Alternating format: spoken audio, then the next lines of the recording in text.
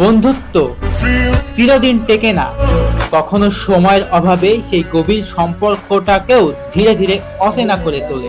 এক সময় যাদেরকে ছাড়া একটা দিনও কল্পনা করা যেত না, আজ তাদের খোঁজ না নিয়েই দিন কেটে যায়। আমার কোনো বন্ধু ছিল না, যারা ছিল সবাই ছিল পথ চলার সঙ্গী।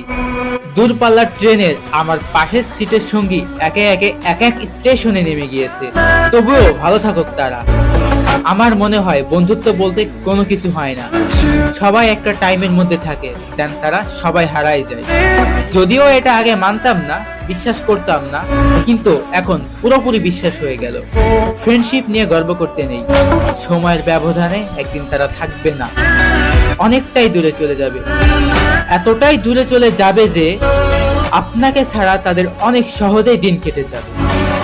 অনেক মানুষের ভিড়ে আমি একটা মানুষই চেয়েছি, হোক সেটা বন্ধুত্ব কিংবা ভালোবাসার মানুষ।